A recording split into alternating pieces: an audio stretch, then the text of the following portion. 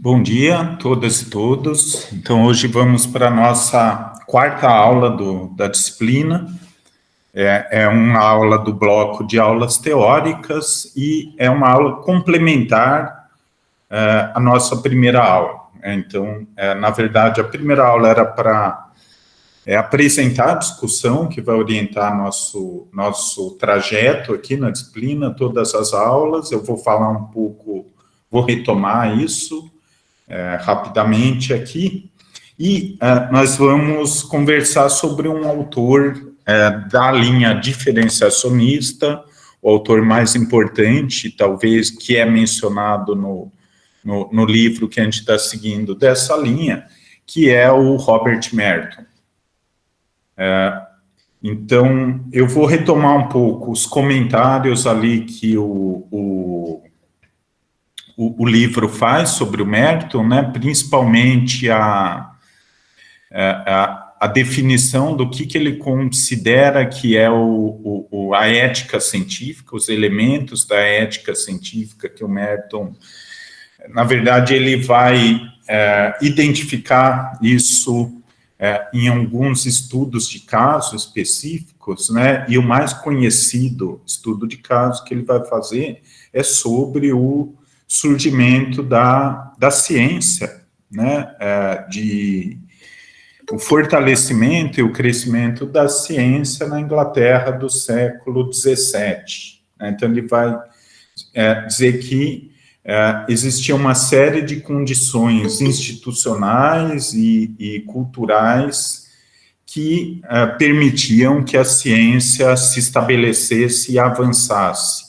Então, basicamente, o que ele vai dizer é que, para a ciência ela se desenvolver, ela precisa ter autonomia, ela precisa estar inserida numa ordem social democrática. Ele vai dizer que, e é exatamente isso que ele vai fazer, na verdade, para o texto de hoje, um contra-exemplo, né, de condições que dificultam a ciência. Então, ele vai falar sobre as fontes de hostilidade à ciência, né? Então, por que às vezes o pensamento científico ele pode ser limitado? E aí a gente vai discutir, para ilustrar aqui esses elementos de teoria, né, a gente vai discutir um pouco o caso da ciência na Alemanha nazista. Então, eu indiquei um vídeo sobre isso, e eu coloquei ali no Cigar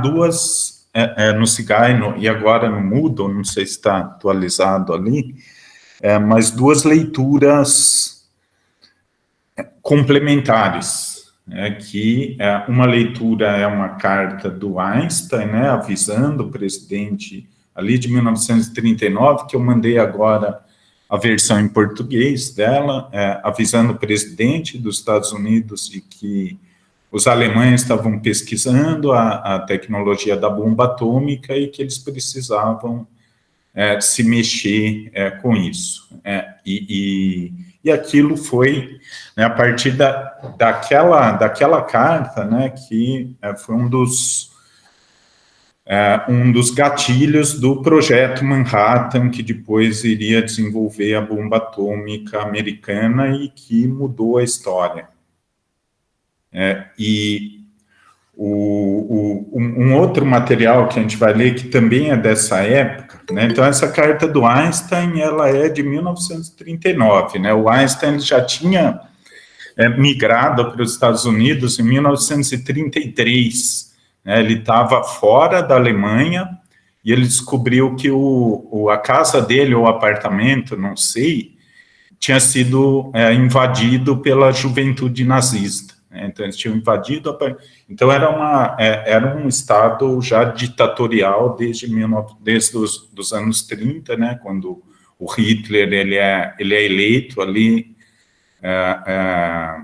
presidente, né, o líder da Alemanha, e o Einstein já tinha migrado para os Estados Unidos.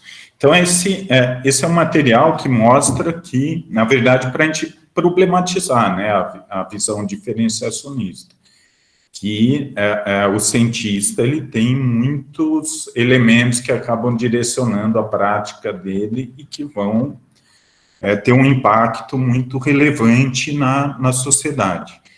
E outro material que eu trouxe também é um texto de um físico alemão, Johannes Stark, é um físico que ganhou um prêmio Nobel, inclusive, ele fez descobertas importantes na física, mas que era um físico absolutamente nazista, racista, e eu selecionei alguns trechos, né, desse texto, que está em inglês, eu não tenho acho que não tem uma tradução desse texto, mas eu vou ler alguns trechos também para a gente discutir, né, até que ponto que a ciência ela progride com ideologia num estado totalitário ou não, né? Ou a ciência foi limitada ali na Alemanha nazista. Então, acho que esse é um bom tema para a gente discutir a teoria do Merton. Né? E é um exemplo de como a gente poderia escrever um texto, um trabalho final, no nosso caso aqui, ilustrando uma teoria, né? Então, como que seria um texto com estudo de caso da ciência nazista? Bom, o Merton, ele diz que a ciência funciona assim, segundo os princípios, eu já vou falar daqui a pouco, né? Segundo os 4 princípios da ética científica. No caso da Alemanha nazista, a gente pode, né, conforme a argumentação, a hipótese, eu posso ter 2 hipóteses aí. Uma de que confirma que o Merton realmente estava correto na teoria dele, porque a ciência na Alemanha acabou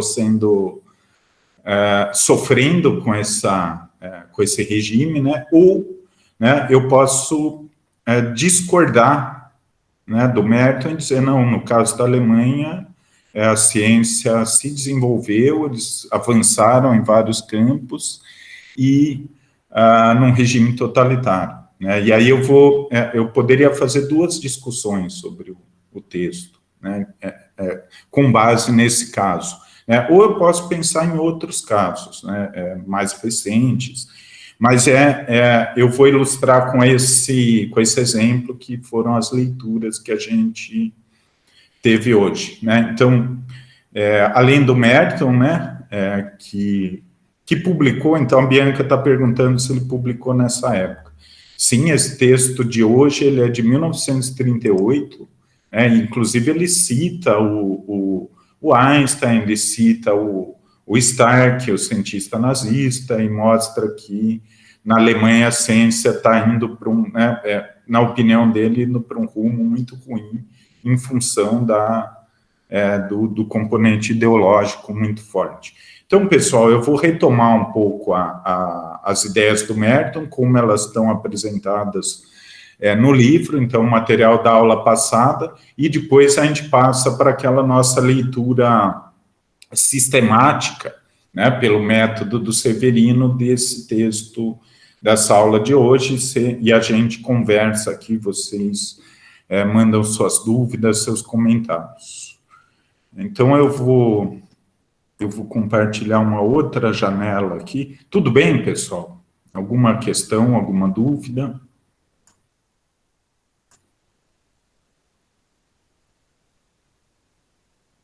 Então, compartilhar o... Sim? Não, eu disse tudo certo por enquanto. Não entendi.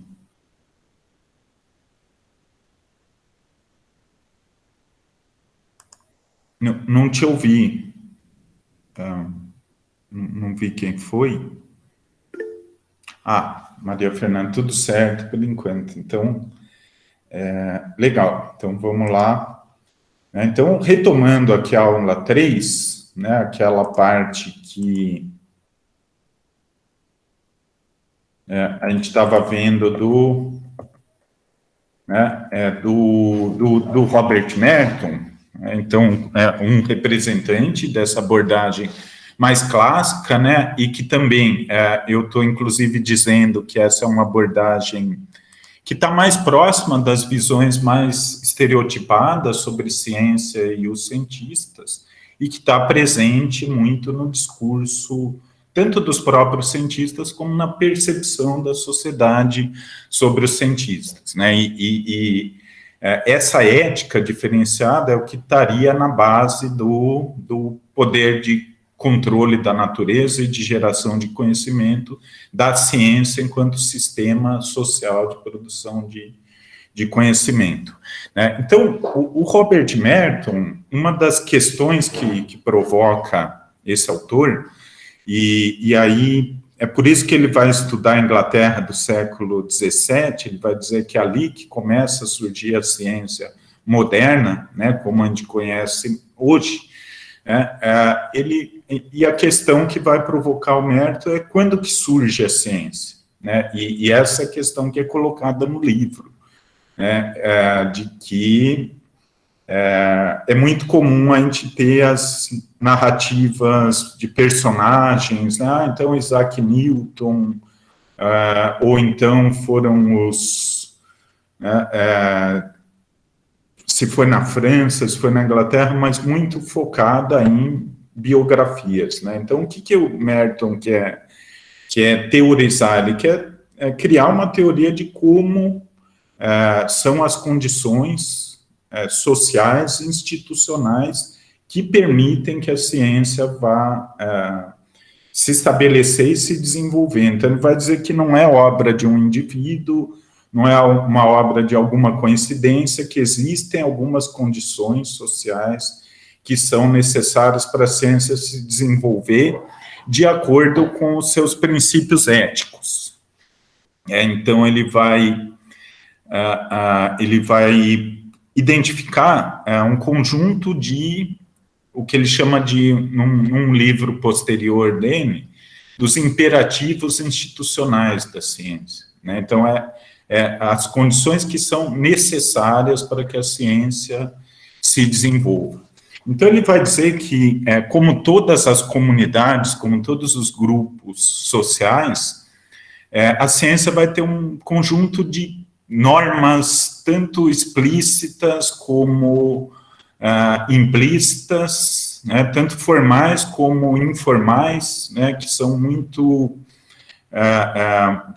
próximas de sentimentos de pertencimento a essa comunidade, né, e que vão determinar o comportamento dos cientistas e como, inclusive, as instituições científicas vão funcionar, né, e, inclusive, esse funcionamento inclui um sistema de recompensas e punições para quem segue esse comportamento, né? Punições para quem se desvia do comportamento, né? Mas é importante aqui a gente entender que muito mais do que um sistema, o que o Merton diz, né, que vai muito além de um sistema formal de normas, é algo que acaba sendo internalizado pelos cientistas. Então, o que ele vai dizer é que o cientista, quando ele não segue essas normas, ele não se sente cientista, ele se sente envergonhado, ele vai se sentir fora dos padrões da comunidade, né? Então, a gente pode pensar isso também para outros grupos sociais, né, outras comunidades. Então, por exemplo, eu dei o exemplo na última aula da comunidade de militares, por exemplo. Então, no mundo inteiro, né, os militares têm um código de ética, que é hierarquia, que é obediência, que é planejamento, tem uma série de comportamentos ali que são comuns, né, e que são compartilhados pela comunidade, que inclusive, né, o próprio Merton vai dizer isso no texto da aula de hoje, né, que isso, às vezes, esses valores invadem a esfera da vida privada, né, isso pode acontecer. O que é importante também? Ele vai dizer que essa ética, esses valores, essas instituições, têm uma função, em cada grupo social. Né? No caso da ciência, esses valores vão ter a função de preservar a comunidade científica com um conjunto de práticas que é a garantia do próprio crescimento, né, que é a imparcialidade, a adesão a uma racionalidade científica, ao método científico. Sem isso, a própria ciência, enquanto instituição, estaria ameaçada. Né? Então, para ele, a ética cumpre uma função social de preservação. E é por isso que o Merton, ele é o que a gente chama de sociólogo funcionalista.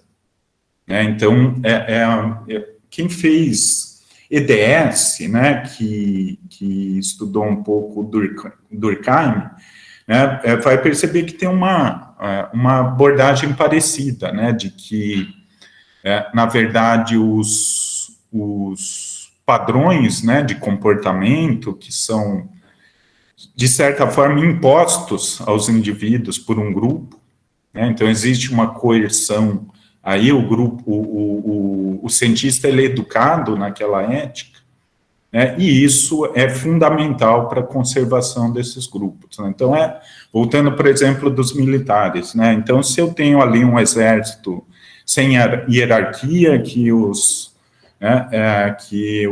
militares não se obedecem, não se respeitam, você não tem mais exército. Né? Então, a função desses valores é preservar a instituição naquele modo de funcionamento. Né? Então, ele explica, né, essas funções como a explicação sociológica para o surgimento das comunidades científicas. Por que elas surgem, né, num determinado período, num território? Ele vai identificar esse conjunto de características institucionais que não só permite o surgimento, mas permite o crescimento. Então, para ele, o que vai ser crucial para a ciência se desenvolver é a autonomia. Então, a ciência, se ela tiver que servir a qualquer tipo de interesse, se ela for direcionada por interesses econômicos ou interesses ideológicos, ela vai perder o seu poder, que é derivado da adesão principalmente à metodologia científica.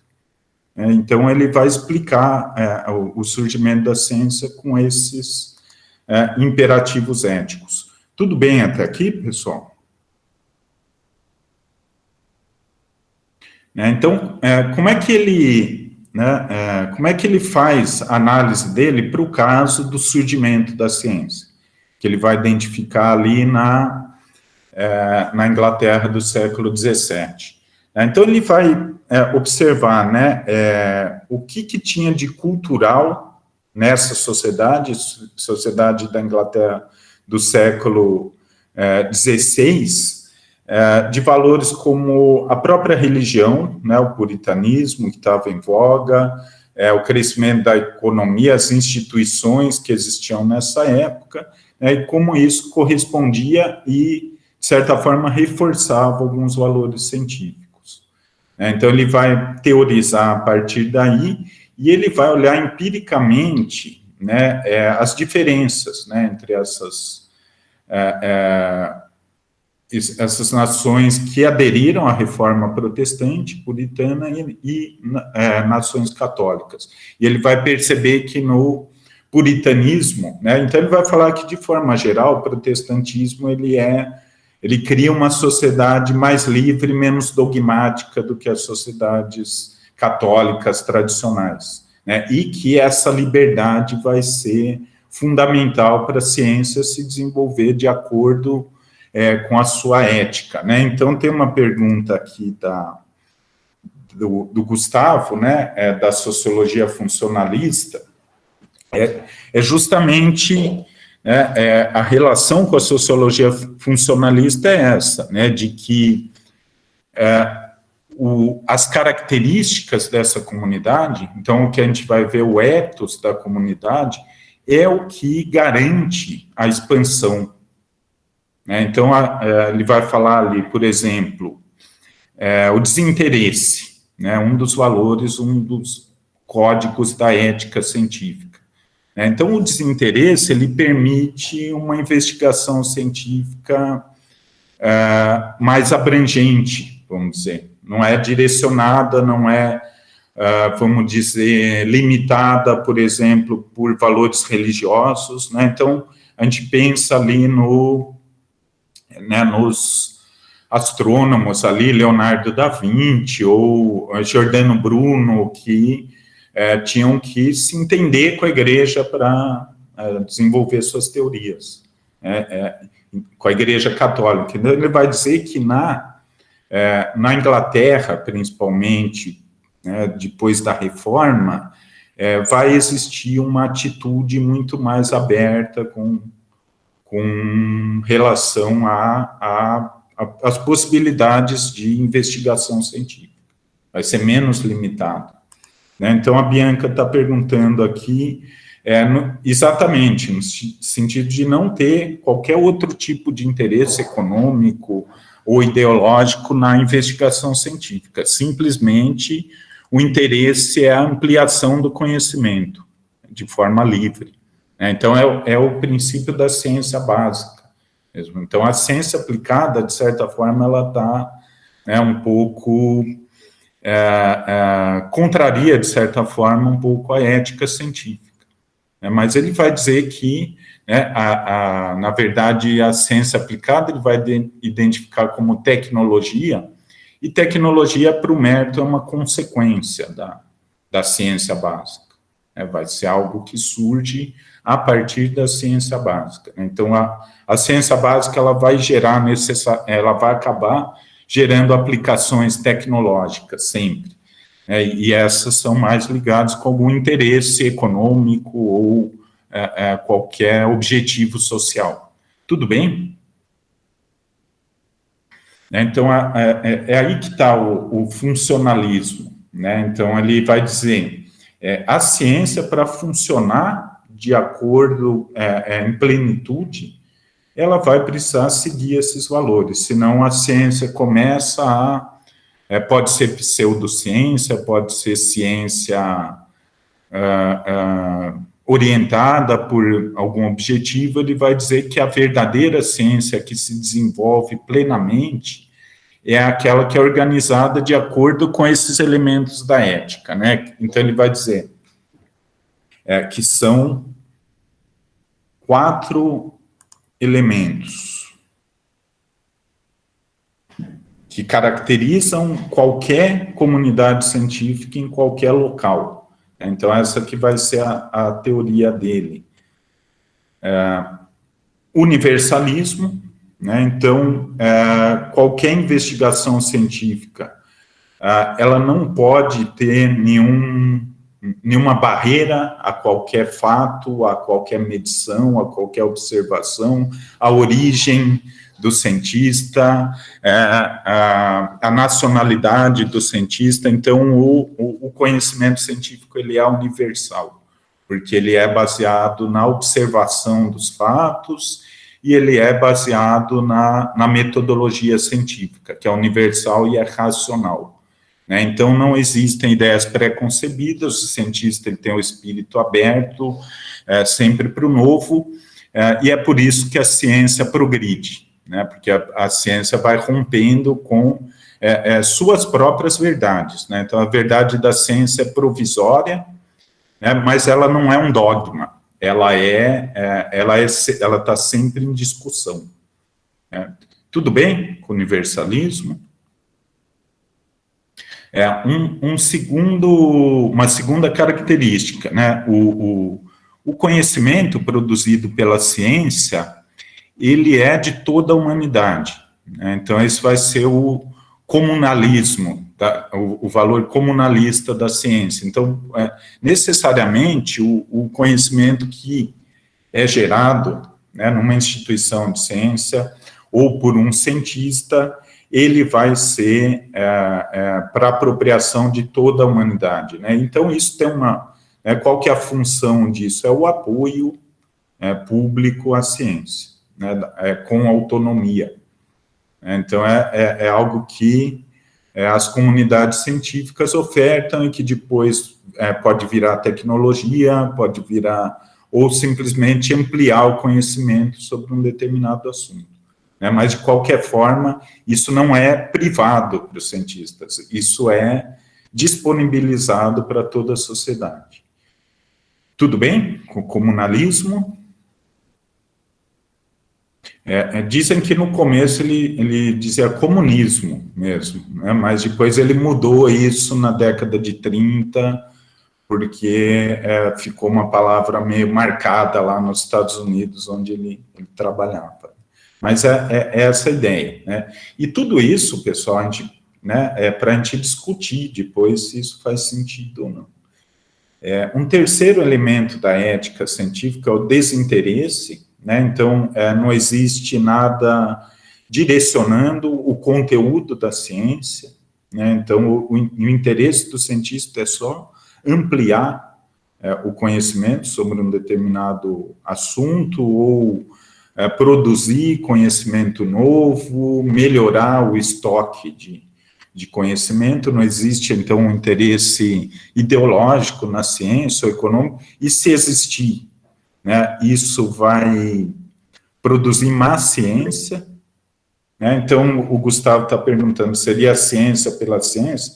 Exatamente, né? Então, no texto da Ciência e Ordem Social, da aula de hoje, ele faz uma referência a um brinde de matemáticos, não lembro aonde, ali na Europa, que eles brindam assim, é um brinde à matemática pura e que ela nunca tem utilidade nenhuma para ninguém, porque aí é sinal de que o conhecimento sobre matemática ele não está limitado por qualquer interesse, qualquer fator social, né? O conhecimento pelo conhecimento, ou como Gustavo falou aqui, a ciência pela ciência. E um último, né, uma última ética que é bem importante, mas eu vou passar para a Bianca aqui, antes de falar. Obrigada, professor. Não, é só que nesse exemplo da matemática pela matemática, eu lembrei dos apontamentos que a gente fez lá no começo da aula passada, em que a gente estava abordando o texto do livro das controvérsias, na introdução, né, os elementos que ele levanta, e aí a gente comentou sobre o que configuraria talvez o negacionismo dentro dessa abordagem. E aí, essa coisa um brinde à matemática pura, dentro dessa concepção de ciência, o próprio ato de se questionar que talvez a matemática não seja pura, talvez ela não seja uma natureza perfeita que existe independentemente, só esse ato desse questionamento já é anticientífico nessa concepção?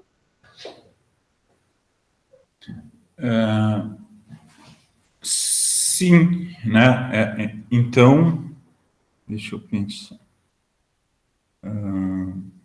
Então, seria uma concepção, na verdade, antidiferenciacionista, né? De dizer que a matemática ela não é simplesmente objetiva, que lida com os números. Ela tem um componente cultural. Então, as matemáticas vão ser diferentes, né? Então, uma polêmica que surgiu recente, né? Não sei se vocês chegaram a ver a questão do ensino da afromatemática, então estava surgindo. Então, é uma visão, né, bem antidiferenciacionista, não seria essa visão, de que os territórios e as culturas vão produzir diferentes matemáticas.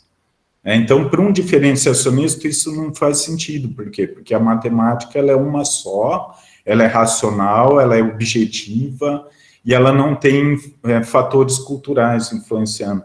Então, etnomatemática, exatamente, que o Hugo está dizendo aqui. Isso é interessante que o conflito que surge sobre isso, né? Então, inclusive, na lista de e-mail da UFABC, tinha professor indo contra isso, né? Por quê? Porque tem uma visão diferenciacionista de ciência, né, que acha que isso é ideologizar, para essas pessoas é um absurdo politizar a matemática, sabe? É uma coisa que não faz sentido nenhum.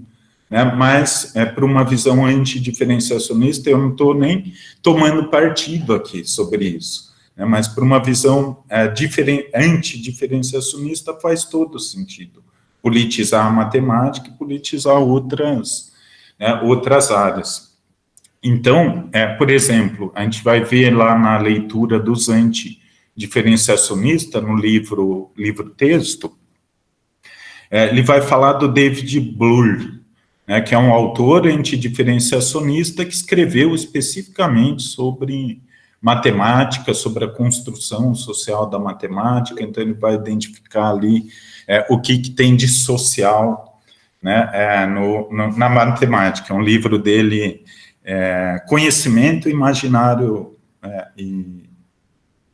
Conhecimento e imagens sociais, né? Então ele vai dizer que o conhecimento ele é socialmente construído, é um autor construtivista, né? Bianca?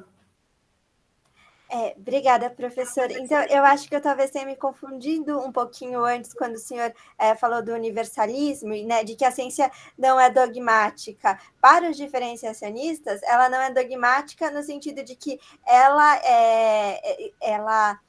está sujeita à mudança, quando a mudança é o avanço da ciência dentro desse próprio conceito de ciência. Então, para ela avançar, tem que estar dentro desses preceitos. Senão, é um dogma, acaba sendo um dogma, né?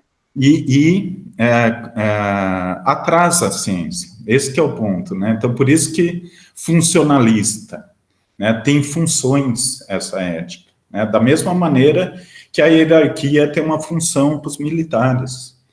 Então, é um código de ética de outro grupo social, mas é uma ideia, bem interessante, que a gente pode caracterizar qualquer grupo social em função do que são aquelas características funcionais para a preservação do grupo, né? Então, se a gente pensa o crime organizado, né? Então, dos elementos de ética do crime organizado é não delatar, né? E vocês percebem que não delatar é algo que algo que preserva esse grupo, então tem uma função, né? Ou, por exemplo, se a vítima reagir, mata a vítima, né? Então isso também tem uma função de evitar que tenha reação, porque isso é outra função de preservar o grupo, né? Então a ciência também vai ter suas éticas que preservam. E aí, relacionado com esse universalismo, né, que é o espírito aberto, você tem um valor que ele vai chamar de ceticismo organizado, né? Então, que é essa atitude de sempre duvidar, né, mesmo da própria ciência, né, de qualquer fato apresentado, mas de forma organizada, né? Então, de forma metodologicamente cuidadosa, metodologicamente correta, né? Então, por exemplo, eu posso, né, criar, né, ou transformar as teorias sobre física quântica, né? Mas eu não posso apelar para a espiritualidade, por exemplo, para dizer que né, eu tenho uma física quântica espiritual e fora né, do nosso plano de realidade.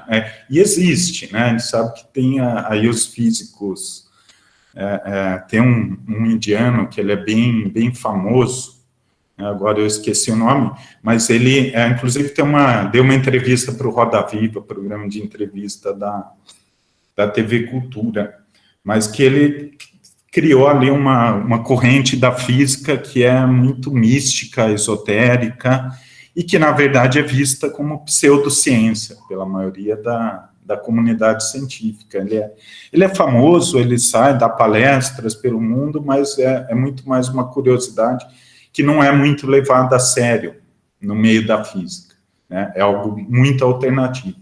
Então, o ceticismo organizado é esse valor, né, de que tudo está sujeito à revisão, à discussão, mas de forma metodologicamente colocada por uma comunidade de uma determinada área, né? Então, não é autoridade, não é nenhuma convicção pessoal, é o método que permite refutar ou aceitar uma teoria, mesmo uma teoria nova. Tudo bem, pessoal? Então, esses valores, eles se articulam, né? Então, a Bianca está perguntando aqui se o processo de revisão pelos pares sustenta o ceticismo organizado. Exatamente, é o ceticismo organizado institucionalizado, né? Então, a revisão por pares é isso. Então, inclusive, a prática, né, é que seja uma revisão cega, né? Você faz a revisão sem saber quem você está revisando. Por quê? Porque isso para evitar qualquer tendência pessoal, né? Só que na prática, se você recebe um material para revisar, um projeto ou um artigo, que é uma coisa que é uma das funções do cientista, é controlar a própria produção científica, a qualidade, então ele é sistema autorregulado, né? Na prática, você sabe quem escreveu, porque você conhece outros trabalhos, né? Mas existe esse mecanismo de revisão pelos pares. E, na verdade, o sentimento do cientista, né, é que não interessa quem é o autor, né? Então é uma pessoa ali que eu não gosto, né, eu não vou com a cara da pessoa, ela já me ofendeu, ela tem posições muito duras com o meu trabalho, mas para o cientista isso não vai importar, né? Na verdade, ele vai dizer, eu vou fazer essa revisão, né, independente de qualquer fator. Por quê? Porque eu sou universalista, né? Então, por exemplo, eu não vou aprovar esse projeto porque eu quero aprovar o meu, né, e quero pegar um recurso ali que, se eu aprovar esse projeto, eu vou perder. O cientista não faz isso, né, porque ele é desinteressado, né? Então, é todo um sistema que se autorregula. Tudo bem, pessoal? Professor, eu fiz uma perguntinha ali no chat. Deixa eu ver. Antes da Bianca. Então, ele vai dizer que isso só plenamente em uma democracia, né? Esses 4 valores, eles podem ser preservados. Por quê? Porque fora de uma democracia, não só a ciência, mas todas as instituições, elas estão sujeitas a algum tipo de controle. E aí é algo que a gente pode, né, ele vai chamar de sociedade liberal. Então, ele está falando especificamente dos Estados Unidos, daquela época. Agora, isso, né, dá muita discussão, né? Então, quem disse que o cientista nos Estados Unidos algum dia foi livre para pesquisar aquilo que ele quer, né, e o interesse do capital naquele país? Então, vocês percebem que a gente pode, né, a gente já está se apropriando aqui da teoria do Merton, e se apropriar é também fazer críticas, né? Então, quem diz que a democracia ela é o sistema em que os indivíduos têm a liberdade absoluta, né? Então, não existe nenhum tipo de coerção, né, nas democracias. Então, por exemplo, são sociedades de uma cultura consumista, por exemplo, e isso, né, não é necessário um sistema totalitário, uma ditadura, né? São hegemonias brandas. Então, né, é algo que pode se discutir, né? Existe uma sociedade livre, né? A gente pode ir no fundamento disso, e que, né, totalmente livre, em que o cientista não vai ter interesse nenhum, né? Então, eu acho que essa é uma discussão.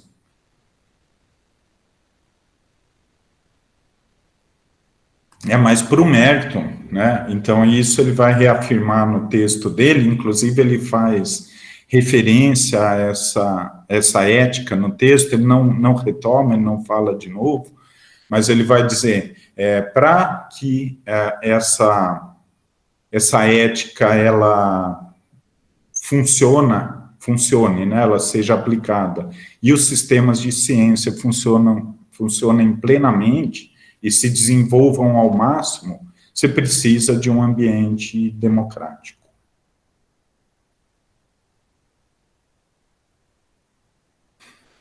Né?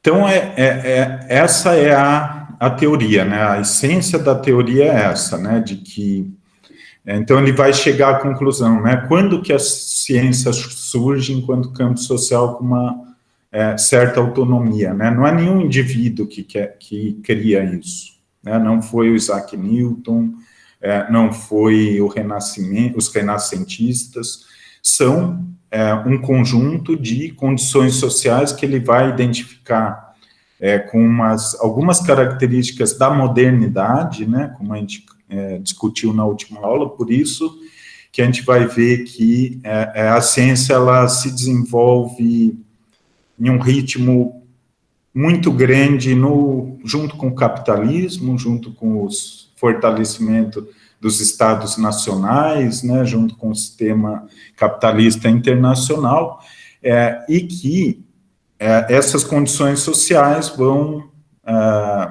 permitir o surgimento de grupos, né, entre os quais os grupos de cientistas, que vão ter suas próprias éticas funcionais. Né? Então, por exemplo, o que seria quebrar, por exemplo, a ética científica? Por exemplo, fraudar resultados científicos, plagiar, né? Então, seriam comportamentos que iriam contra aquelas normas, né, e que seriam comportamentos disfuncionais, né, que enfraquecem a ciência. Então, eu começar a fazer, e é isso que ele vai dizer que aconteceu na Alemanha, né, que a ciência foi toda direcionada pela ideologia nazista e que, por isso, se enfraqueceu. Então, ele vai dizer que, junto a isso, vem um processo de institucionalização, que é muito importante, de criação de instituições que garantem que essas regras são criadas, né? Então, como foi falado agora, o sistema de revisão pelos pares, a gente pode ver como uma instituição que é construída de acordo com essas normas, esses valores, né? Então, que tem essa função de distribuir, né? Como as premiações, os recursos, as publicações são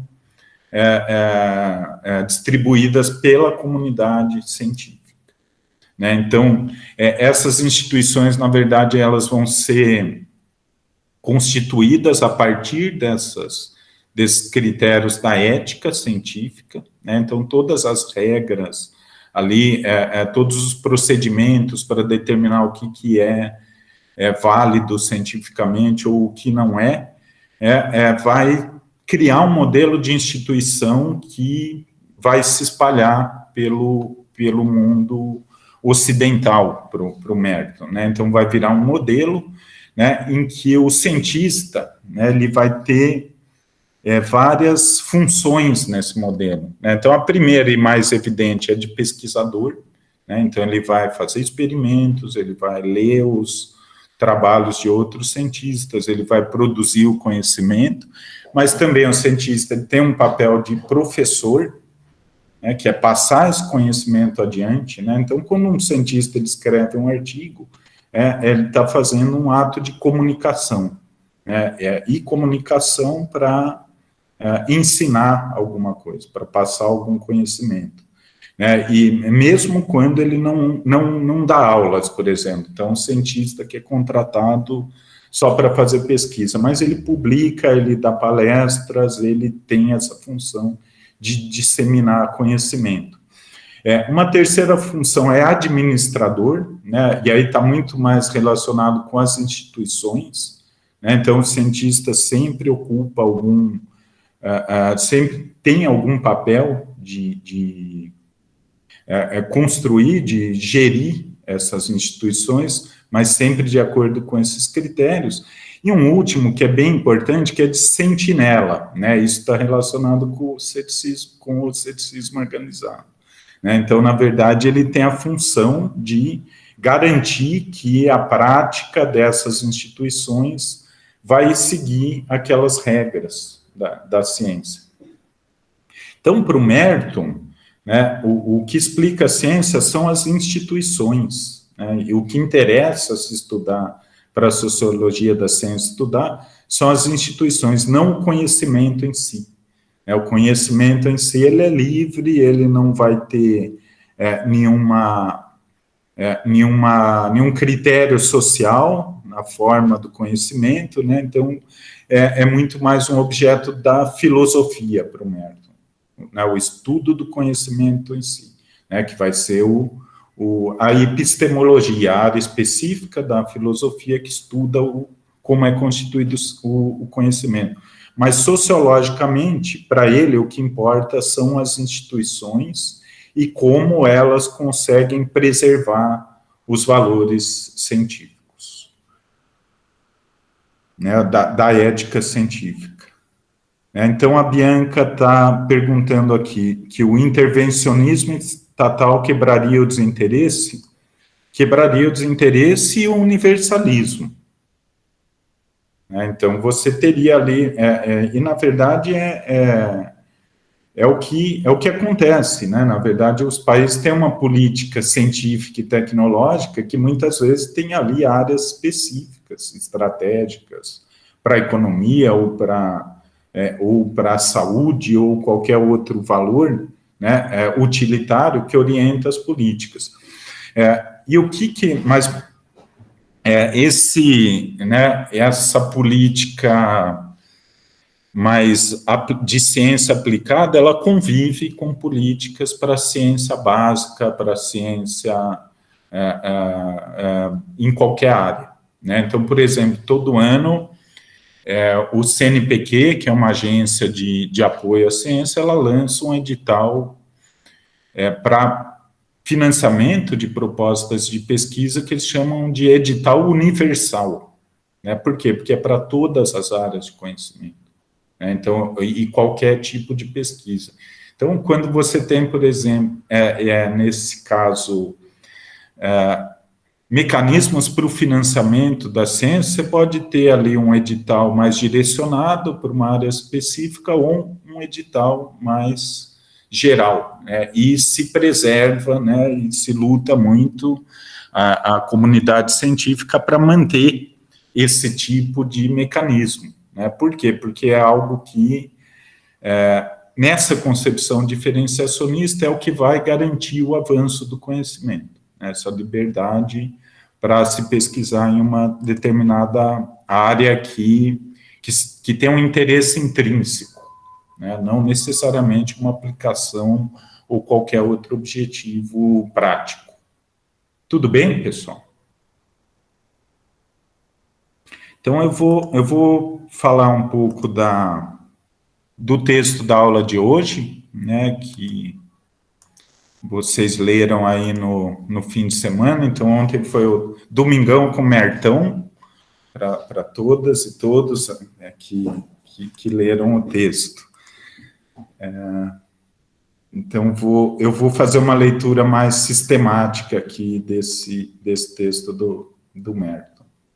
Então, essa é a capa, né, do primeiro trabalho dele, aquele que eu mencionei, que ele vai verificar quais as condições do surgimento da ciência na Inglaterra, mas depois, a partir desse caso que ele vai desenvolver toda a teoria que ele aplica para outros contextos, né, sobre o que quais são as condições para o crescimento e o desenvolvimento da ciência, e também quais são as condições que inibem esse crescimento, né? Então, na verdade, esse texto, Ciência, Ordem Social, ele vai focar muito, né, em condições que não permitem o pleno desenvolvimento da ciência.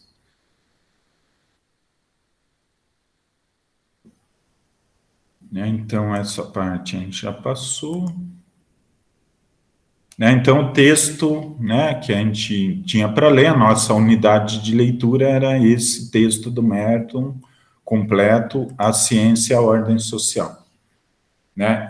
Então, queria ouvir um pouco de vocês, que vocês acharam do texto, se ele é muito complicado, se ele, né, eu acho que é um texto que tem muita coisa implícita ali, né, ele usa muito da ironia também, quando ele explica as fontes de hostilidade, ele faz algumas referências, né, e as mais diretas, talvez, à ciência nazista, né, mas não é um texto muito fácil, né, eu queria ouvir o que vocês acharam desse texto.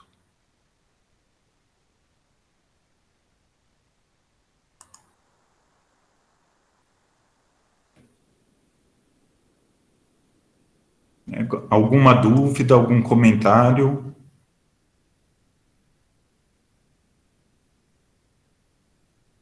Né, então, uma primeira leitura corrida ali, né, eu acho que não dá conta de captar, eu acho que tem que, né, um texto que demanda um pouco mais, uma segunda leitura, talvez, né, um pouco de pesquisa, e eu acho que a nossa discussão aqui também pode esclarecer bastante. Então, falando um pouco desse autor, né, como eu estava dizendo, é um sociólogo americano extremamente influente, não só na sociologia da ciência e tecnologia, mas como teórico, um dos criadores da sociologia moderna, da escola norte-americana, e que tem essa orientação funcionalista, né, então ele vai dizer que as éticas de cada grupo social, elas não são só características, mas elas são necessárias para esse grupo sobreviver, para esse grupo existir,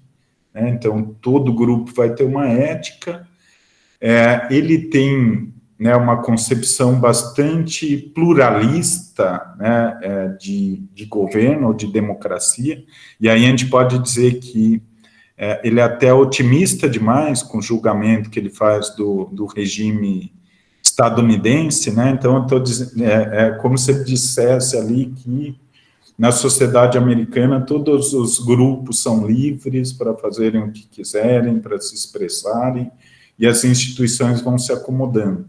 Mas a gente, né, não podemos esquecer que a gente está falando de um país em que ainda existia quase que um apartheid ali, por questões raciais, né, nessa época, em que, por exemplo, negros não podiam frequentar os mesmos lugares que brancos, existiam questões de gênero também muito fortes, diferenças entre homens e mulheres, um país em que o capitalismo ele é extremamente agressivo e que dita condutas sociais também. Então, aqui criticando, né, essa concepção do pluralismo do Merton, né? Então, o que é pluralismo?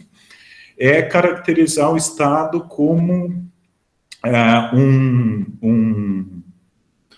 um governo, um Estado ou um governo como a soma dos desejos de grupos que se colocam no governo, né? E supõe que todos os grupos têm a mesma possibilidade de serem representados no Estado, né? Então, isso é uma concepção muito otimista, mesmo dos Estados democráticos, né? Então, isso é uma crítica à concepção dele que eu faço.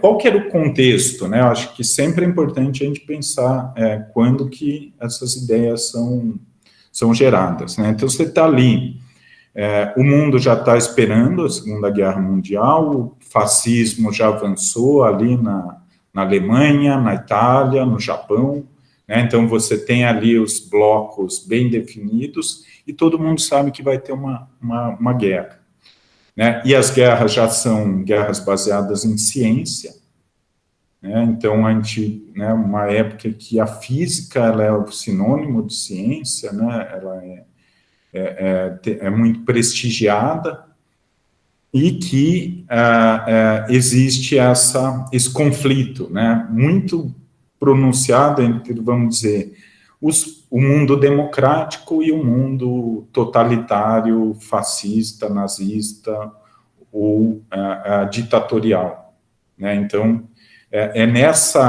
na verdade, nesse contexto a gente pode dizer uma polarização de valores, né? Então, você tem ali estados que são concebidos como estados autoritários, né? Então não tem pluralismo, não tem liberalismo, é o Estado que tem que dizer o que o cidadão tem que fazer, né? E você tem, vamos dizer, um mundo liberal, pluralista, de países democráticos que tem outra concepção de Estado. Então ele vai dizer que a ciência, nesse contexto, ela vai ter condições diferentes nesses dois tipos de regime para se desenvolver. Tudo bem? Então, essa, né, análise textual.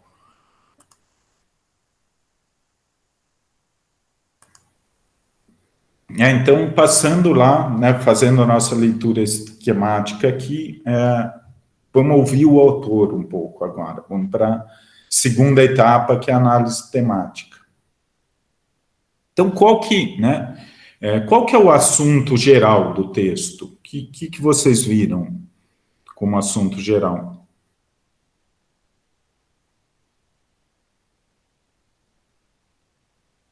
Então, o título não diz... O título, ele define o assunto? Ciência é a ordem social... Ou o título ele é bastante genérico? Ele é bastante genérico. Eu acho que o texto ele se debruça mais em definir um comportamento da sociedade científica e dos científicos dentro das condições sociais para promover e preservar a ciência que ele considera válida. Uhum. Então, vai ser esse assunto, né? Então, como as condições sociais e culturais, elas vão afetar o desenvolvimento da ciência, e por consequência, da tecnologia. Então, é isso que provocou, né, esse autor a escrever isso. Então, ele vai, e principalmente, né, ele vai, na verdade, fazer o caminho inverso, assim que ele vai problematizar o assunto. Ele vai dizer, quando que a ciência sofre hostilidade e por quê? E essa hostilidade, ela impede o desenvolvimento livre da ciência. Então, ele está muito provocado também pelo que está acontecendo na Alemanha nazista, né, desde a década de 30. Né, então, lembrando que o Einstein, em 33, ele já tinha migrado para os Estados Unidos, né, e esse texto é de 39. Então, é quando você está tendo ali uma ideologização violenta da ciência no regime nazista. Tudo bem?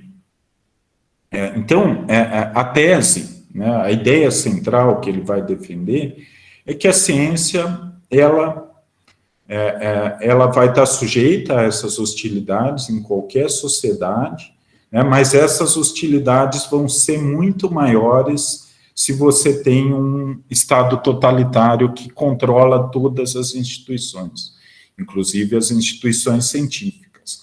Né? Então, a ciência, as condições para a ciência se desenvolver nessa época para o Merton é a sociedade democrática que permite que as instituições científicas funcionem de acordo com a sua ética, né? Que são nossos 4 elementos lá: desinteresse, universalismo, comunalismo e ceticismo organizado, que eu abreviei aqui. Né? Então, se você não tem uma sociedade democrática, um Estado democrático, você acaba pervertendo essa ética. O cientista, ele se vê obrigado, por exemplo, a rejeitar a produção de cientistas judeus, que é uma coisa que aconteceu na Alemanha. Então, isso vai fazer o quê? Vai tornar a ciência mais pobre de ideias. E por quê? Porque está quebrando o universalismo da ciência. Então, não interessa a etnia do cientista. O que interessa é o conhecimento em si, e no Estado totalitário isso é totalmente jogado fora. Então, ele argumenta, né, com essa tese, né, então ele vai falar muito sobre o que torna a ciência tão forte, né, como que a ciência adquire a sua vitalidade, né, e os fatores também que causam hostilidade à ciência. Ele vai dar exemplos, né, o principal exemplo aí que ele dá é a ciência nazista, né, de limitação da ciência, e no final ele coloca ali de uma forma bem sistemática as fontes de hostilidade social, né? Então a gente vai falar um pouco disso aqui. Tudo bem?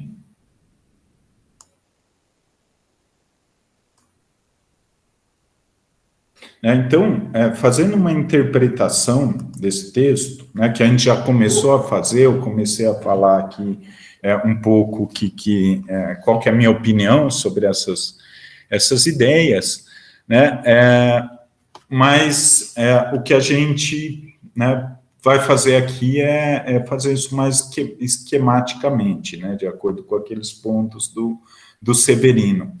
Então, ele tem a gente identifica aí o lugar dele específico, qual que é o posicionamento dele na sociologia da ciência, né? Então, é o pensamento diferenciacionista.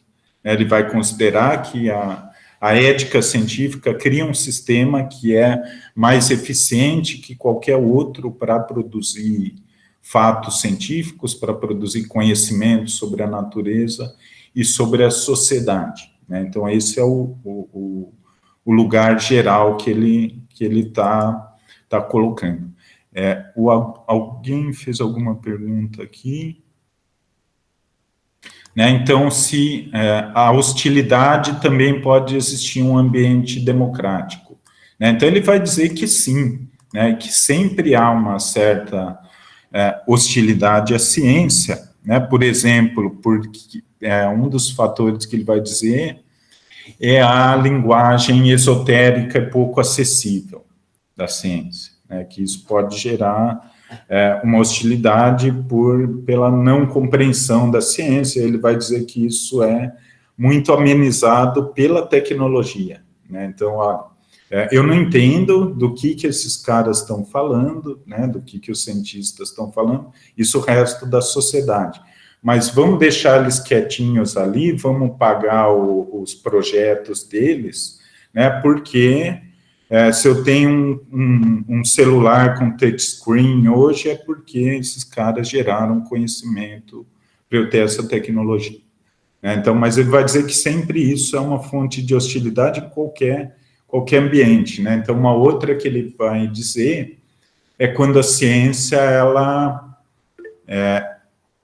ela leva a não só resultados inesperados, né? Mas ela questiona convicções sociais bem estabelecidas. Então, por exemplo, então os sociólogos começam a estudar aí a política de segurança, né, e mostram que tem muita coisa errada na política de segurança, da maneira como ela é pensada. Isso gera um mal-estar nas polícias, isso gera um mal-estar nos governos que são responsáveis por essas polícias, né? Então, isso pode ser uma fonte de hostilidade, né? E por quê? Porque o cientista, ele é um cético organizado, então ele vai contestar tudo, então ele vai contestar, e isso pode gerar hostilidade contra a ciência, né? Mesmo em ambientes democráticos. Agora, o que ele vai dizer? É que, como você tem um ambiente democrático, então tem espaço para todas as comunidades com as suas éticas, né? Então, tem a caixinha ali dos cientistas, com seus recursos, produzindo conhecimento, e você tem ali, por exemplo, a caixinha da religião com outros princípios de ética, ou a caixinha dos militares, e todos, de certa forma, se relacionando ali, se tolerando mutuamente. Né? Agora, num Estado totalitário, você vai ter um dirigismo, né, do governo central, que vai afetar todas as áreas de atividade. Né? Então, o governo vai interferir na religião, o governo vai interferir na ciência, o governo vai interferir na arte, vai interferir em todos os campos. Né? E não vai respeitar os valores e a ética desses campos. Né? Então, o caso do nazismo ele é bem interessante, que foi isso que aconteceu. Na verdade, a ciência foi ideologizada, a arte foi totalmente ideologizada, artistas, né, não arianos, eles eram banidos, por exemplo, da mesma forma que cientistas foram banidos. Tudo bem? E aí a Bianca perguntou por que a ciência básica leva a ciência aplicada que produz tecnologia. Então, isso na verdade, a tecnologia aí ela serve como uma defesa da ciência. E aí é interessante que a gente pode pensar em áreas que têm maior potencial de aplicação e que acabam sendo mais preservadas. Né? Então, por exemplo, bastante pensar, né? Então, e essas áreas acabam sendo subfinanciadas na prática mesmo. Então, quem faz pesquisa em filosofia, por exemplo, filosofia antiga, medieval, existe muito questionamento sobre se isso deve ou não deve ser financiado, né? Então, me lembro daquele ministro da Educação, lá, o Weintraub, que inclusive ele disse que, olha, se você quer fazer pesquisa em ciências sociais, você faça com o seu dinheiro, porque o Ministério só vai financiar a pesquisa aplicada com utilidade prática. Então, existe se por um lado, né, a tecnologia ela é uma justificativa para a existência da ciência, para o financiamento público, por exemplo, da ciência. Por outro lado, isso pode ser, essa ênfase na aplicação, na tecnologia, pode ser perigoso para a ciência pura. Né? E é como a gente estava discutindo na outra aula, né? Quando a ciência ela é atacada, né, frequentemente a defesa é essa. Né? Então, é o que está acontecendo agora. Então, estão cortando financiamento para a ciência, né? Cortando dinheiro do CNPq, mexendo na CAPES e tudo. E a defesa é o quê? Não, mas nós estamos fazendo as vacinas, a gente desenvolveu respiradores. Espera aí, e a ciência pura? Né? E a ciência básica? Acaba ficando muito vulnerável nesse tipo de argumento. Bianca? Eu queria aproveitar já o gancho disso que o senhor falou agora, sobre a situação do orçamento da ciência e tudo mais, né? Só para lembrar também que eu vi que o DCE ontem divulgou que essa vai ser uma semana de luta contra os cortes na educação e na ciência, porque vai ter um ato fora Bolsonaro no dia 2 de outubro, né? E aí vão ter várias atividades agora essa semana e na próxima, na UFABC. A reitoria está promovendo audiência pública sobre orçamento. Eu sei que nessa turma tem vários ingressantes, né? Então, lembra que é muito importante também a gente acompanhar esses debates, se fazer presente, se colocar também. Vai ter reuniões abertas aí dos estudantes para discutir essas coisas. Então, também acho que faz parte um pouco de elaborar esse pensamento que o senhor estava comentando agora. Aí eu acho que nas redes sociais do DCE dá para a gente encontrar todas essas informações.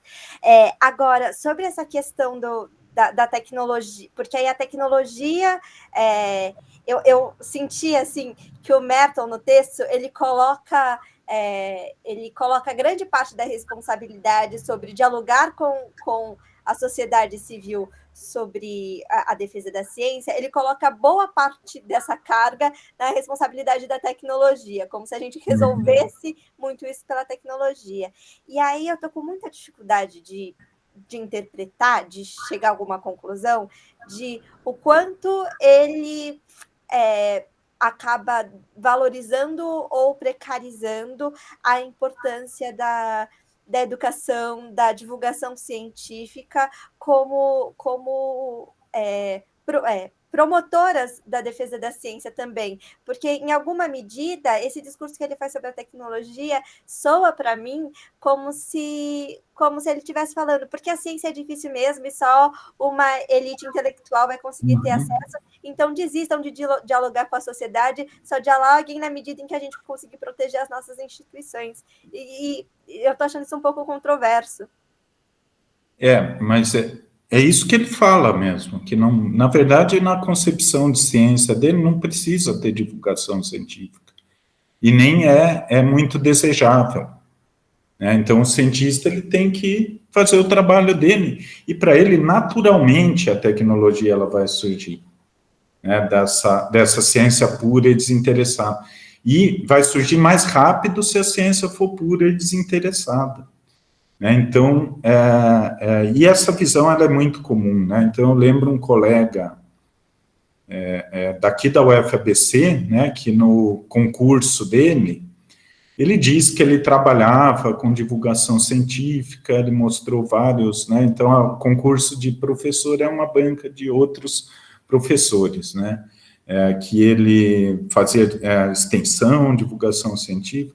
E aí um dos caras da banca perguntou, não, mas e trabalho sério você não faz? Né? Como se, né, isso fosse uma bobagem, uma perda de tempo. Né? Então, o cientista não tem que perder o tempo dele fazendo divulgação científica, o cientista tem que gastar o tempo dele se aprofundando. Então, é bem elitista a visão do Merton, na verdade. E isso que é interessante, é muito a visão de muitos cientistas, muitos membros da comunidade científica compartilham essa visão. Tem esse valor com base no quê? Com base na ideia de que aqueles valores se realizam, né? Então, os 4 princípios ali, e se não houvesse desinteresse, essa, de certa forma, esse descolamento do mundo real do cientista, a ciência ela tá condenada. Ela vai perder o seu poder e ela vai se tornar uma atividade social não diferenciada, né, de produção do conhecimento, guiada por interesses, não universal, etc, etc. Né, a Bianca está... Né, o Vinícius está falando aqui a dificuldade de comunicação com a sociedade, né, que existe essa hostilidade a partir do conflito com o sistema de crenças das pessoas, e que essas situações como a do ex-ministro, né, acaba gerando, né, acabam sendo geradas nos sistemas democráticos. Né? Então, de fato, né, então não existe, existe uma discussão sobre, financia a ciência ou não, mas isso, teoricamente, é decidido democraticamente, então você tem ali comissões de ciência e tecnologia no Congresso, os representantes ali, e essas situações, por exemplo, de mudança de governo, de orientação da ciência, elas acontecem em função dessas mudanças que são próprias da democracia, né? Mas o que é interessante no caso do Brasil, a gente nunca teve um apoio realmente estável para as instituições de ciência e tecnologia. Então, por exemplo, a gente só vai ter um Ministério de Ciência e Tecnologia em 1985, né? Esse ministério ele chegou a ser extinto, virou secretaria no governo Collor, né? Então, não existe algo como existe, por exemplo, no mundo desenvolvido, que são políticas estáveis e que se mantêm para a ciência. Então, a gente pode pensar, por exemplo, até em termos regionais, né? Então, o Estado de São Paulo ele tem uma legislação da década de 50, se não me engano, que vincula a arrecadação de ICMS, né, do Imposto de Circulação de Mercadorias e Serviços, com uma parte que vai para a Fundação, para a FAPESP, Fundação de Amparo à Pesquisa do Estado de São Paulo. E é uma cota fixa, né, e que não é uma lei. Né? Então, isso mostra o quê? Que existe um ambiente menos hostil à ciência. Agora, aí quando o governador, né, ele ameaça cortar parte desse recurso, você percebe que não tem uma estabilidade nisso, né? Então, o que a gente vê é que a sociedade brasileira como um todo, ela não apoia totalmente o investimento em ciência. Né? Então, e por isso que a gente vê que o argumento, inclusive o contra-argumento e a negociação disso, que é apelar para a ciência aplicada, né, acaba sendo também convergente com esse sentimento anti-ciência. Né? Então, o conhecimento pelo conhecimento não é aceitável, né, para a sociedade brasileira. O que é aceitável é um conhecimento que gere alguma utilidade social. E aí a gente vai ter essas visões, né, com ciência pura, ciência aplicada. A Bianca está dizendo aqui que as bancas são organizadas pelos centros, né? Na verdade, quando é concurso para professores, é pelos cursos, né, que são organizadas as bancas. E estamos em período de eleição para diretor de centro. Acho que a gente pode até, né, fazer uma análise do discurso do pessoal que vai, né, qual que é a visão de ciência que nossos candidatos e candidatas à diretoria do centro têm. Dá para a gente, né, vamos pensar nisso. A gente, né, talvez se envolver mais politicamente, se informar mais e relacionar aqui com o curso. Dá até um trabalho final isso, tá? Então, a análise dos discursos né, então, tem um material que fica mais fácil da gente analisar, seriam as propostas, né, as próprias cartas que os candidatos estão fazendo, né? Então, podemos pensar nisso. Né? Então, a Bianca está falando, por exemplo, né, o que é excelência?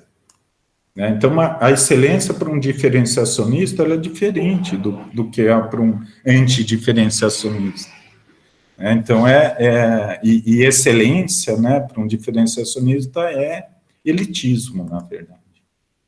Então, e a gente vê, por exemplo, você tem as melhores universidades de pesquisa dos Estados Unidos, elas são universidades de pesquisa, né? Não tem nem muita ênfase em ensino, por exemplo, ensino é muito caro, né? Então, são concepções que têm implicações no funcionamento das instituições. Voltando aqui. Então, como que ele desenvolve, né? Então, ele vai falar muito sobre o nazismo, né? E a minha crítica é essa, né? Então, eu não diria que, não concordo com o Merton de que a ciência nos Estados Unidos dessa época, ela está abrigada numa democracia liberal, perfeita, pluralista, né? Só a gente, né, a gente não precisa nem ir muito longe, né? Só da gente pensar na questão racial, né? Então, né, a primeira pessoa negra a acessar uma universidade nos Estados Unidos vai acessar ali na década de 50, né? E você vai ter ali um problema muito grande, que alguns estados não aceitavam isso, então não dá para a gente dizer que é uma democracia liberal perfeita, tinha também seus autoritarismos e seus problemas. Então, essa é a minha crítica principal para o texto dele. Tudo bem?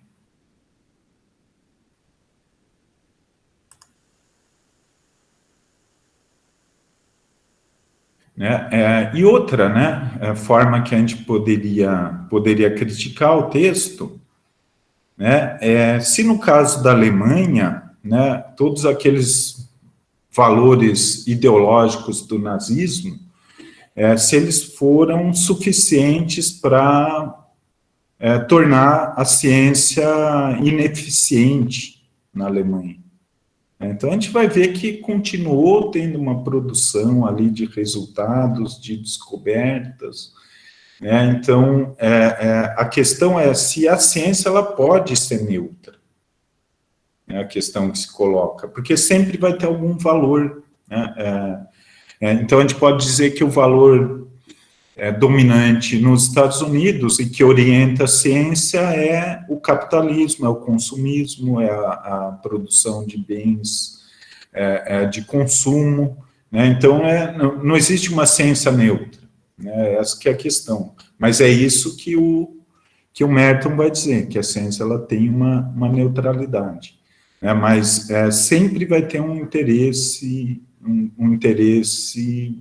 e questões sociais também nos sistemas científicos. Então, vocês imaginam que, por exemplo,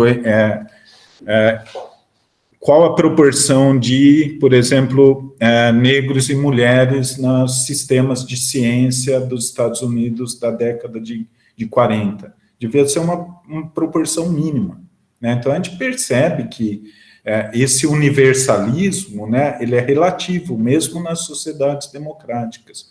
Por quê? Porque você tem características da sociedade que vão se reproduzir na ciência.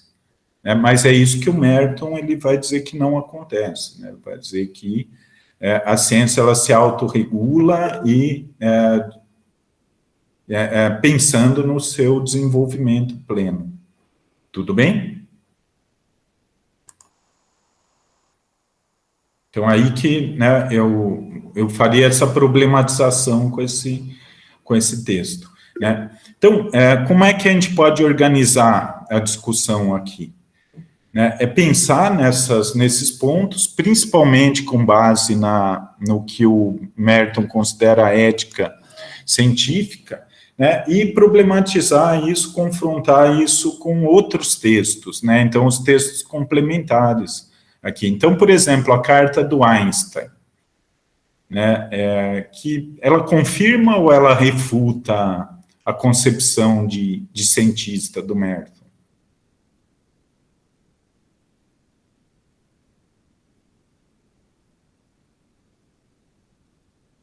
Então, qual que é o interesse ali do Einstein, que é né, na verdade, é o modelo de cientista e de cientificidade.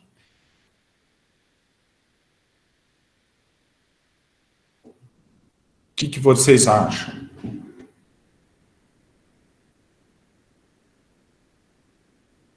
Então, eu enviei lá no grupo, pessoal, do WhatsApp em português, dê uma olhadinha ali. Professor, eu acho que em uma certa medida parece que ele contraria o Merton, parece, mas eu acho que no final das contas ele tem uma concepção muito parecida, só que ele propõe, por exemplo, por exemplo, tem uma parte que ele fala sobre uma relação de uma administração, que eu entendo que é uma administração do Estado, com as sociedades científicas, com os cientistas que vão promover a ciência, né?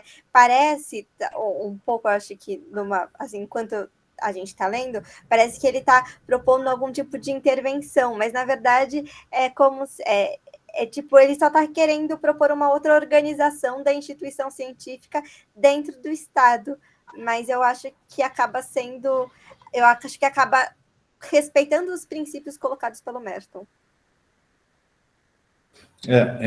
Por mais que, né, ele esteja alertando, né, para o perigo de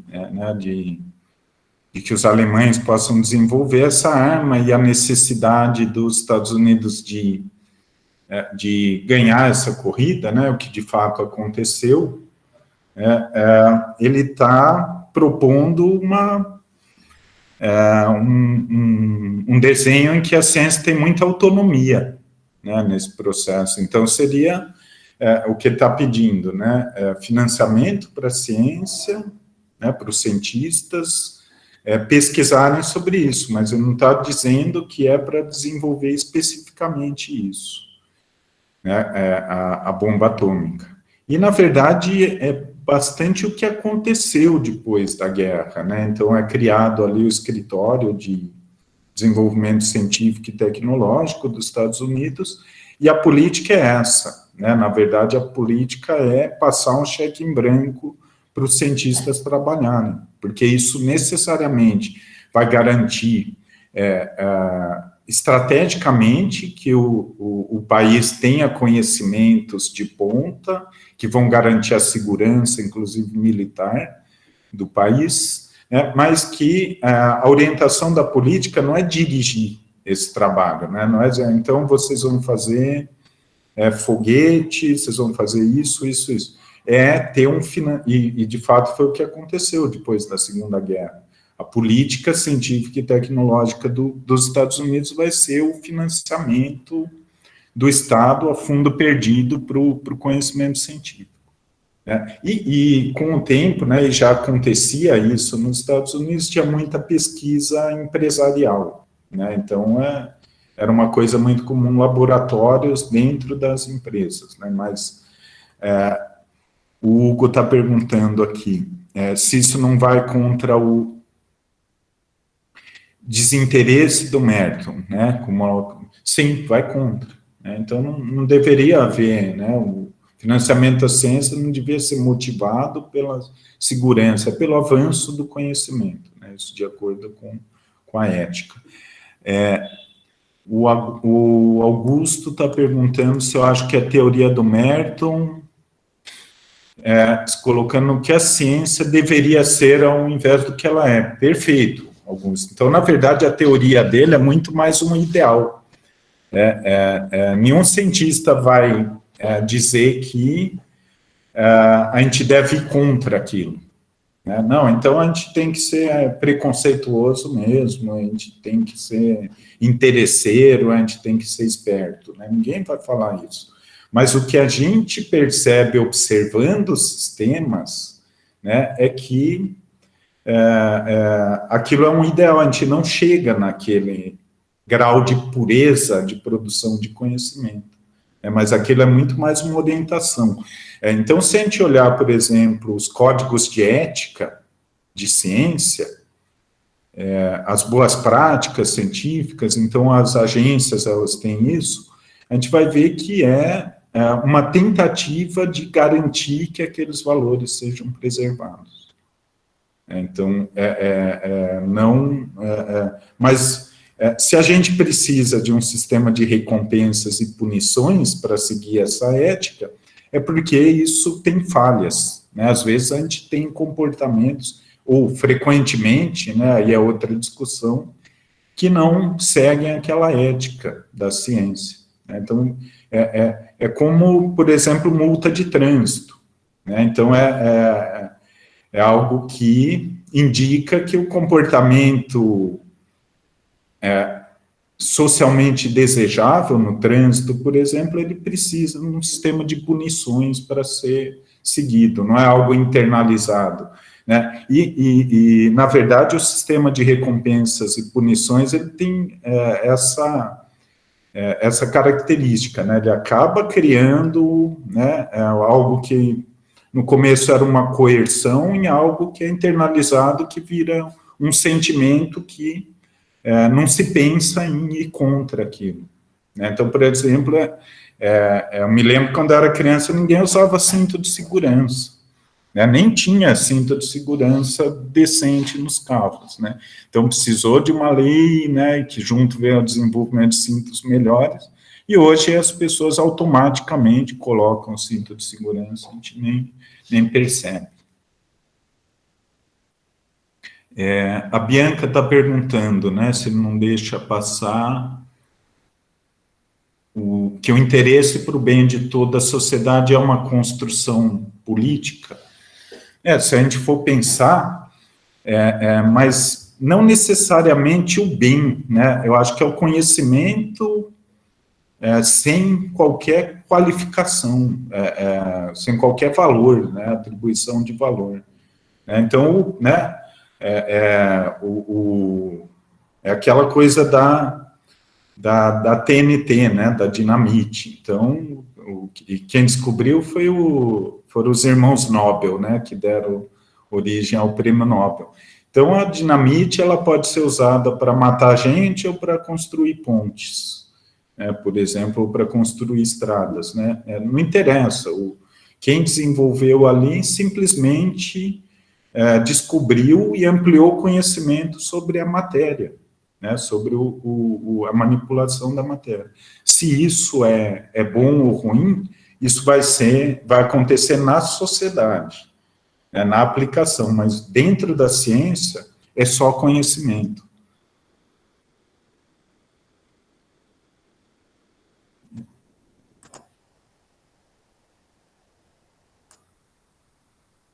Então, a questão dele é o que traz hostilidade para a ciência. Então, resumindo aqui, né, então, por que existe, né, ele vai dizer por que existe em qualquer sociedade uma certa hostilidade à ciência. Então, por exemplo, e como vai existir com qualquer outro grupo social, né? Então, existe hostilidade com os grupos religiosos, com os grupos militares, e cada um vai ter uma fonte de hostilidade. No caso específico da ciência, ele vai dizer, primeiro, efeitos sociais que esse conhecimento científico causa, né? Então, ele está com aquela ideia de linearidade, conhecimento científico e tecnologia. Então, isso pode gerar, por exemplo, vamos pensar a automação do trabalho. Então, a automação, a robótica, né, ela gera desemprego, né? Então, isso, né, pode se relacionar à ciência com diminuição de postos de trabalho, né? Então, isso seria uma fonte de hostilidade. Uma segunda fonte seria um conflito entre essa atitude do cientista de ser cético, de duvidar, né, de todas as verdades estabelecidas, né, de todos os fatos, e um determinado valor social, né? Então, por exemplo, quando um cientista ele questiona o que é a vida humana, ele está, por exemplo, afrontando um valor religioso, né, porque para a concepção religiosa, né, você tem vida humana naquele critério, né, lembrando daquele texto que a gente discutiu na primeira aula, né, no critério genético, né, a partir do momento que as células reprodutivas se encontram e geram um novo ser, ali você tem vida, você tem alma, né, e aí se um cientista, ele vai lá, não, mas espera aí, não é bem isso, só vai ser vida quando tiver cérebro, né, isso está afrontando valores religiosos. Então, ele vai dizer, então, o ser humano, ele tem o direito, né, a abortar até uma determinada, né, porque isso é cientificamente provado. Então, isso gera outra, né, forma de hostilidade.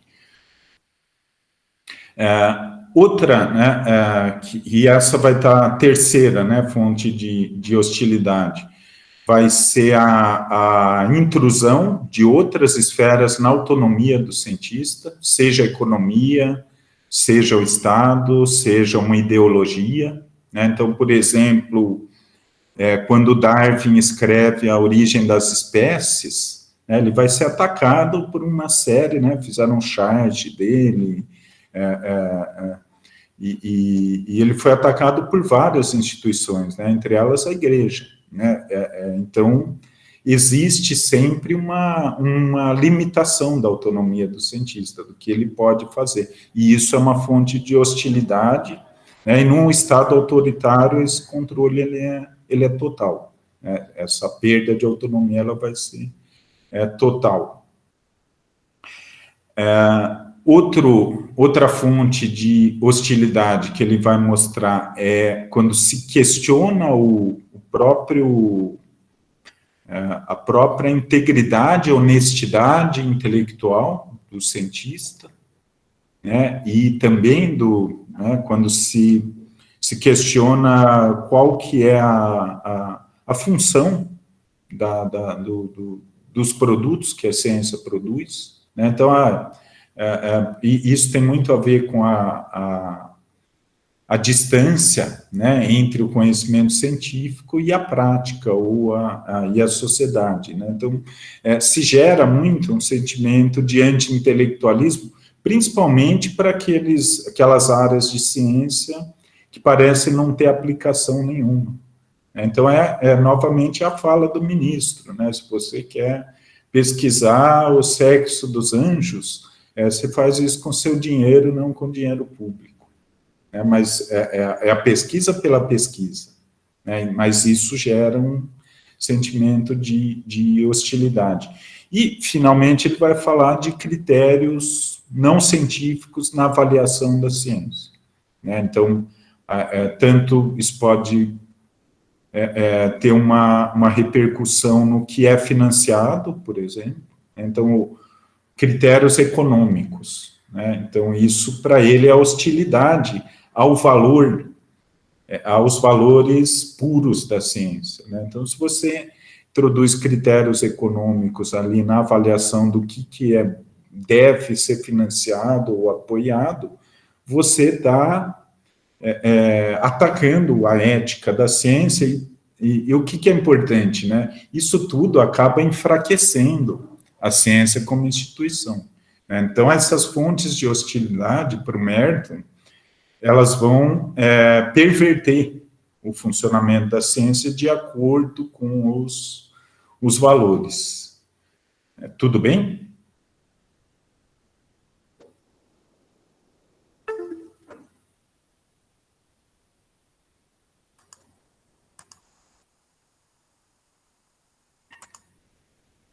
Então, falar um pouquinho aqui sobre... Depois eu recomendo bastante que vocês assistam aquele documentário que eu coloquei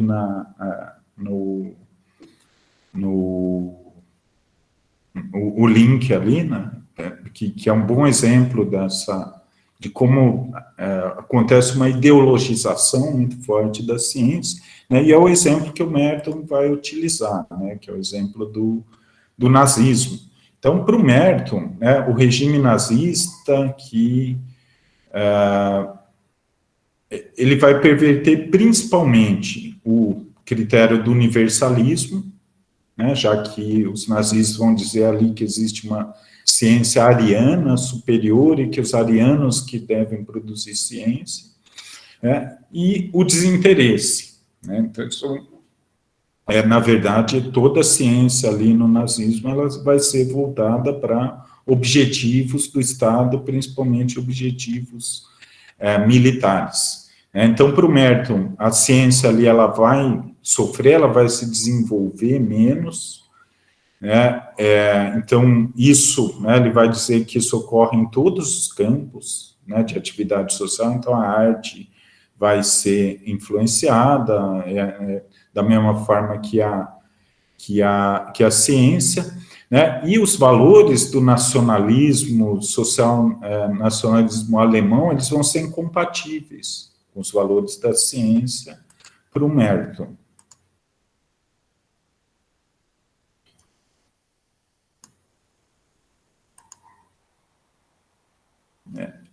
Então, esse Estado totalitário, né, que vai deturpar os valores científicos. E aí eu coloquei um texto interessante, né, desse cientista aqui, o Johannes Stark, que é um ganhador do Prêmio Nobel. Ele ganhou o Prêmio Nobel, eu acho que foi ali do começo da década de 30, ou foi dos anos 20, ele fez uma contribuição muito importante para a física, que é descobriu o efeito Stark, né, que foi um avanço para a física, mas ele era um cientista totalmente ideologizado, nazista.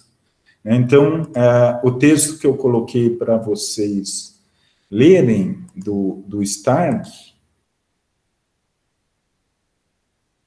é um texto que, né, vocês vejam, foi publicado na Nature, que já era uma revista importante naquela época, né? Então, em 1938, ele vai publicar um artigo de opinião na Nature, que ele fala, o título desse artigo o espírito dogmático e o espírito pragmático na física.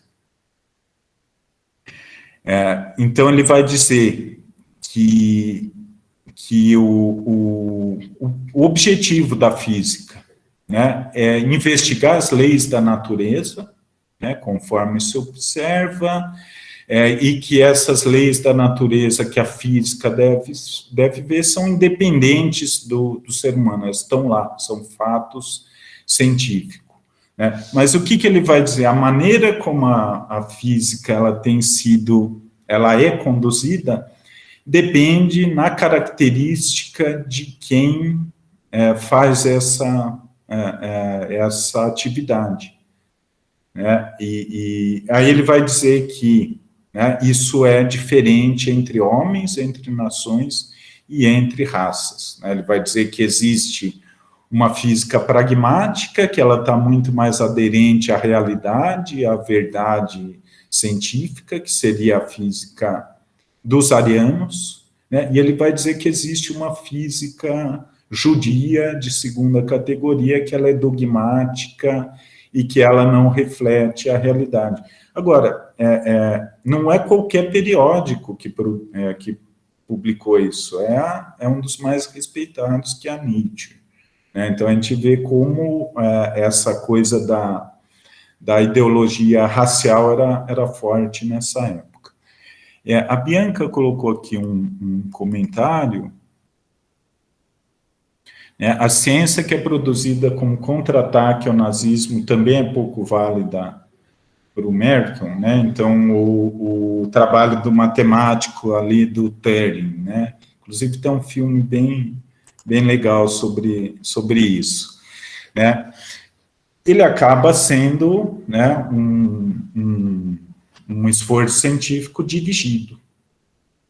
O Merton não vai dizer que isso, né, não vai existir, sempre vai existir pesquisa aplicada, mas que a ciência como um todo, né, ela tem que ter uma esfera de autonomia grande, né? Então, a ciência não se desenvolve só com investimento em ciência aplicada. Na verdade, isso é um argumento que até hoje divide muitas opiniões na política científica.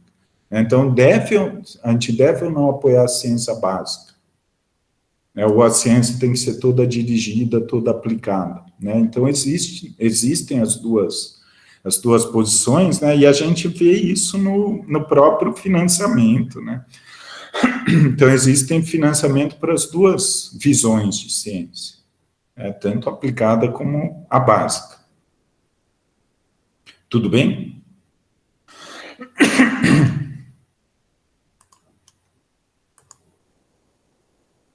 Então, voltando aqui para o texto do Stark, né, do nosso físico nazista aqui. Para o Stark, ele vai falar diretamente, né, de alguns cientistas judeus. Né? Então, ele vai falar que a teoria do Einstein é totalmente arbitrária, né, que ele define ali espaço da cabeça dele, então ele é um físico dogmático. Né? Ele vai falar diretamente, né, do Schrödinger, né, do gato do Schrödinger, da famosa teoria, né? Então ele vai dizer que o que ele faz não é ciência, né, que ele faz acrobacias físico-matemáticas, que ele e o grupo dele, eles fazem o elétron dançar em volta do átomo, né, como se tivesse, e na verdade é isso que é uma das essências da física quântica, é a quebra do paradigma da mecânica clássica, né, esse princípio da incerteza, essas coisas meio fantasmagóricas, né, que criam esse novo paradigma da física, né, e a gente não teria microeletrônica, por exemplo, com mecânica clássica. Mecânica clássica, ela vai até a válvula, né, da válvula para frente física quântica, é uma coisa muito diferente. né, mas para o Stark nessa época, né, talvez ele esteja muito aderente ainda ao mundo mecânico, né, isso não faz qualquer sentido. Então ele vai falar, né, eu fiz muita campanha contra a influência ruim dos judeus na ciência alemã, né, porque eu considero esses judeus como os principais propagandistas do espírito dogmático, né. Os fundadores da pesquisa na física e os grandes descobridores eram quase exclusivamente arianos, mais frequentemente nórdicos, né. A inclinação natural para o pensamento dogmático aparece com frequência, né, nas pessoas de origem judia, né. Então, vocês imaginam o que é você publicar uma coisa dessas na Nature, né, mas era algo que, né, na verdade, não era algo exclusivamente da Alemanha, né, esse sentimento eugenista, né. Claro que lá era extremo, mas existia, né, inclusive no Brasil, toda uma ideia de que as raças caucasianas, né, arianas, brancas, eram superiores por natureza. E isso, né, é muito do que a gente tem de racismo, né, e nos Estados Unidos isso era fortíssimo, né, você tinha um verdadeiro apartheid lá com essas questões. Isso acabou influenciando muito todas as instituições. Então, inclusive, né, qual que é a ciência valorizada? Né? A ciência produzida pelos homens brancos, homens, né, não mulheres, a ciência válida é mais poderosa. E a gente vai ver que isso na arte acontece, né? Então, qual que é a música que é a música boa? É a música clássica europeia, aquilo é a música da alta qualidade, que, né, por coincidência, é produzida por homens brancos. Então, tem um padrão social aí, e essas ideias de eugenia, a gente pode falar mais sobre isso, né, que eram muito fortes nessa época. Então, eu acho que, né, a gente pode problematizar bastante com essa questão da ciência nazista, né, por quê? Porque, ainda que esse cara falasse uns absurdos desse tipo, ele era um cientista competente. O cara ganhou um prêmio Nobel, ele descobriu um efeito ali que foi importante para o desenvolvimento da física, né? E aí a gente pode problematizar, né, a teoria do Merton. Não dá para dizer que esse cara é universalista, de forma nenhuma, nem desinteressado, mas ele era um físico que ganhou um prêmio Nobel. Então a gente pode contestar o Merton. Por outro lado, né, a gente pode dizer que os caras perderam a guerra, né? Na verdade, eles apostaram ali no desenvolvimento de foguetes, né? Mas aí tem uma questão muito mais política e militar aí. Mas também a gente pode dizer que, né, todo esse dogmatismo, todo esse dirigismo da Alemanha nazista na ciência atrasou, né, algumas áreas que eles deveriam ter desenvolvido. Então, aí a gente concorda com o Merton. Né? Foi nos Estados Unidos, na democracia, no sistema liberal, com Einstein ali trabalhando com seus amigos com uma certa liberdade, que se desenvolveu todo o conhecimento que permitiu criar uma bomba atômica, que acabou ganhando a guerra. Se bem que isso foi depois, né, que a guerra com os alemães foi outra questão, mas a gente pode colocar, né, pensando aí num ensaio sobre essas teorias, num trabalho final, a gente poderia fazer esse tipo de problematização. Tudo bem, pessoal? Questões, dúvidas? Então, vou parar a gravação aqui, né, já quase meio-dia em ponto. Então, por hoje, era isso, a gente pode